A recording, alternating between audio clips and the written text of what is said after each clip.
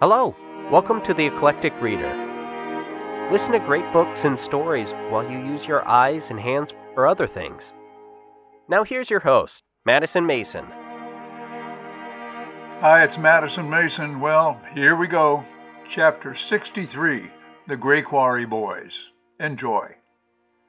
The Gray Quarry Boys, Chapter 63, True Love.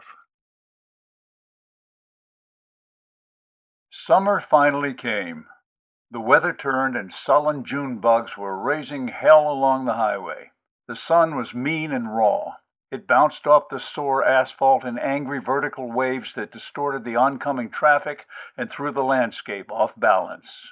Anything moving in this heat was resentful of the fact, with an exception.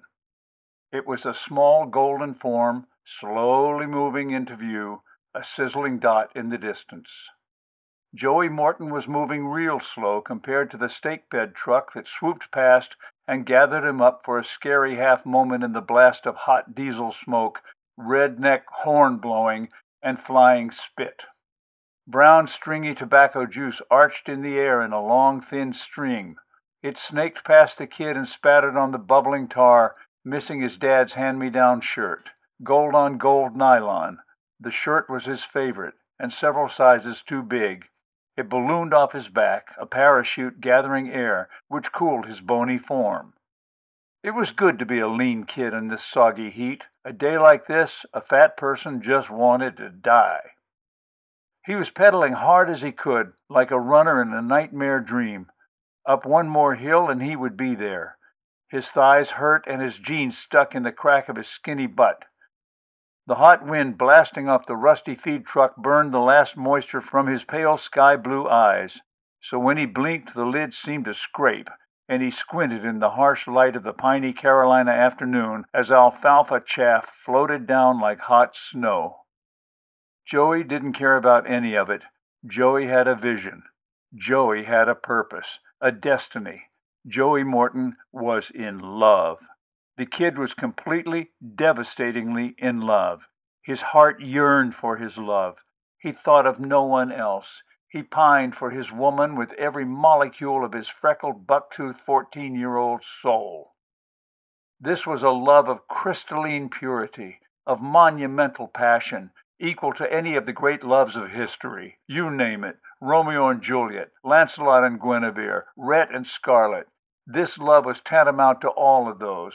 This was some serious love, no mistake, and his heart pounded in his ribby chest with exertion for it.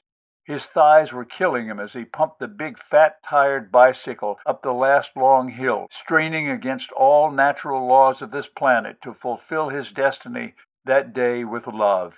It was divine and magnificent in his heart.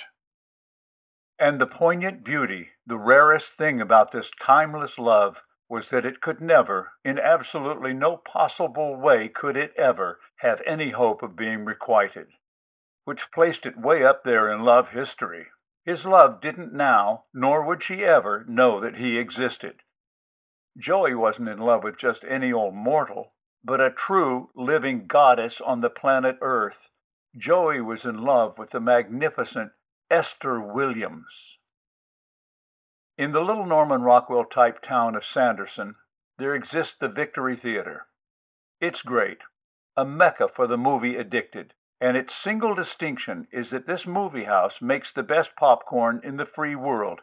It's not a large theater as movie palaces go, rural and utilitarian.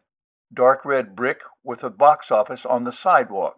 Nothing remarkable in design, with the exception that someone, in a true flash of genius, placed a concession stand along with the popcorn machine, which is always cooking, on the outside of the building. The outside. This brilliant marketing coup had the effect of filling the entire main street of town day and night with the delicious and irresistible aroma of fresh popped corn. The natural result is, wherever you are in the downtown area and that wonderful smell hits you, you stop whatever you're doing and trot a block or two over to the old Victory Theater and have a bag of popcorn from heaven. You have no choice in the matter, whether you see the movie or not. Genius! Of course, you couldn't possibly eat the whole bag without a drink, and maybe some raisinets or jujubes, or something else sweet. Genius! Once inside the swinging doors with the blued windows, a cool carpeted lobby gave forth into the sacred dominion of air-conditioned movie magic and musical fantasy. And that was where Joey Morton spent the entire stolen school day worshiping his goddess, Esther Williams. Feet up on the front seat, spine curved in the same slouchy posture they couldn't stop warning him about, Joey reclined in rapt adoration. Awash in a multicolored glow, the divine image of the most beautiful creature ever created by the great creator of all creation, splashed, smiled, and swam through limpid pools of shimmering aquamarine-tinted water. Sacred water bubbled, glistened, and ran in glimmering rivulets along the perfect form of her sweet and wholesome body. Esther smiled, Esther sang, Esther swam, Esther shone. Esther, stellar and rare and magnificent, mermaid of his dreams, princess of his heart, she didn't know he existed. How could she? How could she know that Joey lay in his bed at night and cried, his tender boy's heart torn with desire and longing?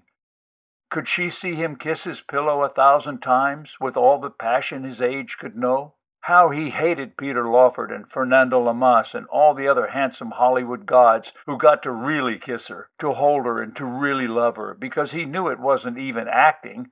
No damn way. If you were in a movie with Esther Williams, you had to be in love. There was no way to resist her.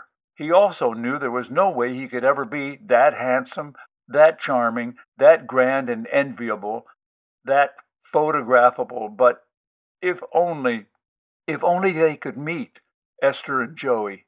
If he could just somehow get to California, she would never think of those other guys again. So great would be his devotion. He would gladly be her slave. He would think nothing of the difference in their ages. Esther wouldn't care, and Joey could make her feel so loved, even if he couldn't sing like they did. This he knew for sure. Besides California, there was only one other obstacle that stood in the way of their perfect love and future happiness, one irreconcilable drawback, and it hit him like a ton of bricks, just as her precious smiling face broke the surface of the water for the umpteenth time that day. Joey Morton couldn't swim. Damn! The shock came to him in a gasp that inhaled an entire handful of popcorn and sent him into a coughing fit, which would surely have interrupted the concentration of anyone sitting in the audience on this Wednesday afternoon, but no one else was there. No one saw him spill his Coke on his high tops and jerk in his seat, burnt kernels working their way up into his sinuses. He hacked and coughed with all his strength in painful shame of his disability. Joey couldn't swim. Oh, sure, he could splash around in water even as deep as his shoulders, but he couldn't kick out into the deepest part, into that no-man's water, out beyond where his toes could reach bottom. That was where his nerve always left him. His breathing strained and cold fear gripped his throat. It was there his instinct screamed at him to return to safety at all cost. 10 toes off the bottom was death to this kid, all ribs and elbows, ignorant to the mystical and arcane craft of which his Hollywood beloved was clearly the exalted queen. It hit him again, much harder this time. How the hell could he be in love with Esther Williams if he couldn't swim? Joey Morton was crushed. His mind had played a dirty, rotten trick on him, ignoring the worst failing he could possess, all the while letting him slip and fall deeper and deeper into a passion which at the same time became less and less attainable. It made him cry. Openly, unabashedly in the dark, while Esther sang and splashed, the boy began to weep like a little girl. It hurt him so bad. It broke his heart to know he would never hold her, never love her, never possess Esther Williams. However, Joey Morton did possess one thing, of which even he wasn't aware. He had a strong, sensitive spirit, an odd thing for a rough and scabbed-up country boy. Joey could love way down, and this love flame, burning in the most secret chambers of his being, fired his next decision. There are rare moments in a man's life when he faces the dragon, Moments where he gathers his fear and mounts it like a roaring steed to break through to a higher level of power. Such a moment occurred in the Victory Theater. Joey Morton wiped his blue eyes on his father's shirt in the dark and watched his love's sweet red lips open over perfectly straight snow-white teeth into the most heartwarming girl next door smile ever photographed. Her delicious shining eyes arched with radiant warmth as she smiled at Joey with all her heart. And it was then he knew he could do it. He had to do it if he were ever to be whole, if he were ever to be a man, if he were ever to be the lover of Esther Williams. Joey rose and walked backwards, his foot sticky in his sneakers still wet with coke. He walked all the way out backwards, his eyes never leaving hers. It was too painful to pull his eyes away. It would be sacrilege. He walked through the lobby, stopping to pee for the trip home. Good, the men's room was empty. Not even that nasty old bum was there, who stank of urine and sneaked in to scare the crap out of little boys with perverted overtures. At the swinging doors, he stopped and looked through the blue-tinted windows before pushing. Once done, there was no turning back. Joey sucked in a chest full of cold lobby air and shoved. The outside heat and light bashed him in the face simultaneously, knocking him back a step into the theater. He gathered his strength and stumbled into the afternoon blast, squinting his way toward Main Street. A man with a mission. We hope you have enjoyed this episode of The Eclectic Reader. Please go on to the next numbered episode to continue. Also, check us out on YouTube, Facebook, and Twitter. If you'd like to help support the project, you can donate under Madison Mason at Patreon. And please, check out our website, kltkrdr.com, for more information. Hi, this is Madison Mason. I want to personally thank you for listening to The Eclectic Reader and invite you to share your experience, your thoughts, and your suggestions. We have many great books lined up for the future, but if you have requests for anything that is in the public domain, please email us at kltkrdr@gmail.com. kltkrdr@gmail.com